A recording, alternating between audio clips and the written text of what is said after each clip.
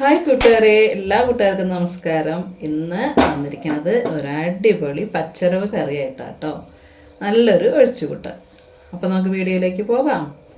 അപ്പോൾ പച്ചരവ് കറി വയ്ക്കാനായിട്ട് ഞാൻ കുക്കറിൽ പരിപ്പ് വേവിച്ചെടുത്ത് വെച്ചിട്ടുണ്ട് കേട്ടോ.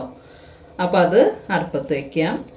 നമുക്കിതിന് വേണ്ട കഷ്ണങ്ങൾ ഞാൻ എടുത്തേക്കണത് ഒരു കഷ്ണം കുമ്പളങ്ങ, ഒരു 2 മുരിങ്ങാക്കോല്, പച്ചമുളക്, 2 തക്കാളി കേട്ടോ. അപ്പോൾ നല്ലപോലെ വൃത്തിയായിട്ട് കഴുകി നമുക്കിത് പരിപ്പിലേക്ക് ഇട്ട് കൊടുക്കാം.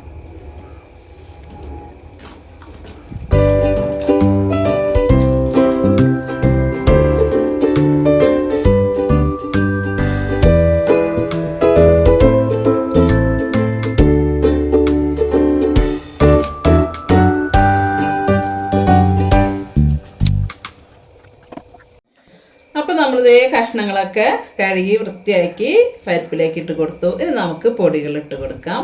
ആദ്യം തന്നെ നമുക്ക് പാകത്തിന് ഉപ്പ് പൊടി ഇട്ട് കൊടുക്കാം. പിന്നെ നമുക്ക് മഞ്ഞൾപ്പൊടി ഇട്ട് കൊടുക്കാം. അതിനുശേഷം നിങ്ങളുടെയൊക്കെ ആവശ്യത്തിനുള്ള മുളക് ഇട്ട് കൊടുക്കാം. അപ്പോൾ മുളകൊക്കെ പല രീതിക്കാണല്ലോ. ഇനി നമുക്കിതിലേക്ക് കുറച്ച് വെള്ളം കൂടി ഒഴിച്ച് കൊടുക്കാം. ഇനി ഇതിവിടെ ഇരുന്ന് എല്ലാം കൂടി നല്ലപോലെ തിളച്ച് വെന്ത് വരട്ടെ കേട്ടോ. അപ്പോൾ നമ്മുടെ കറി ഇരുന്ന് തിളച്ച് വെന്ത് വെള്ളമൊക്കെ വറ്റി വന്നു. അതിലേക്ക് ഞാൻ ഒരല്പം പുളി പിഴിഞ്ഞ് ഒഴിക്കുകയാണ് കേട്ടോ.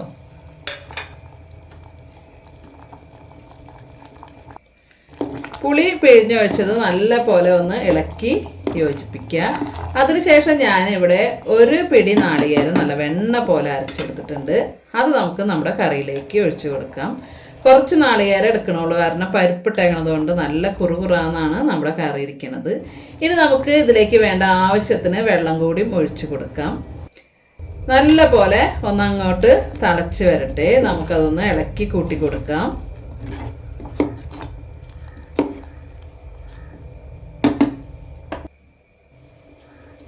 കറി നല്ലപോലെ തിളച്ച് വന്നിട്ടുണ്ട്. അതിലേക്ക് ഞാൻ ഒരു നുള്ളു പഞ്ചസാര ഇട്ട് കൊടുക്കുകയാണ്. പഞ്ചസാര ഇട്ട് കൊടുക്കുന്നത് നമ്മുടെ എരിവ്, ഉപ്പ്, പുളിയൊക്കെ ഒന്ന് ക്രമീകരിക്കാൻ വേണ്ടിയിട്ടാണ്.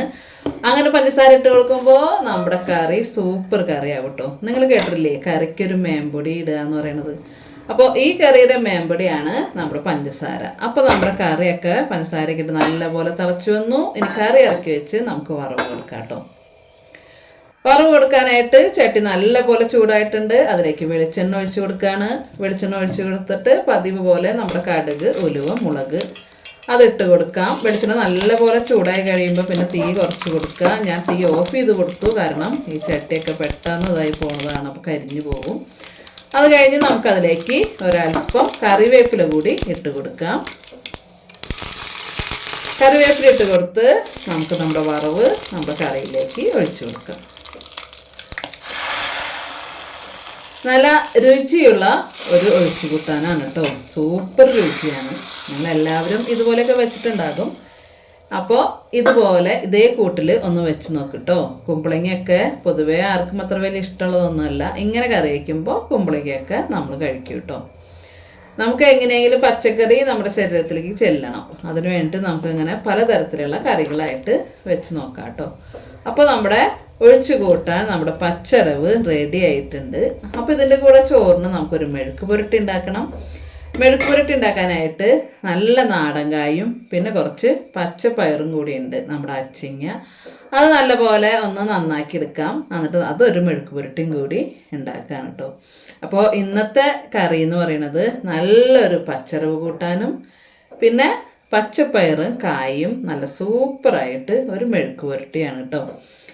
അപ്പോൾ കൂട്ടുകാരെ, ഇന്നത്തെ ഈ 2 കറികളും നിങ്ങൾക്ക് ഇഷ്ടപ്പെട്ട് കാണും എന്ന് ഞാൻ വിചാരിക്കുന്നു. ഇഷ്ടപ്പെടുകയാണെങ്കിൽ പതിവ് പോലെ എൻ്റെ ചാനൽ സബ്സ്ക്രൈബ് ചെയ്യണം, ലൈക്ക് ചെയ്യണം, ഷെയർ ചെയ്യണം, കമൻ്റ് ഇടണം. അപ്പോൾ മറ്റൊരു വീഡിയോ ആയിട്ട് കാണുമ്പോഴേക്കും എൻ്റെ എല്ലാ കൂട്ടുകാർക്കും ഗുഡ് ബൈ.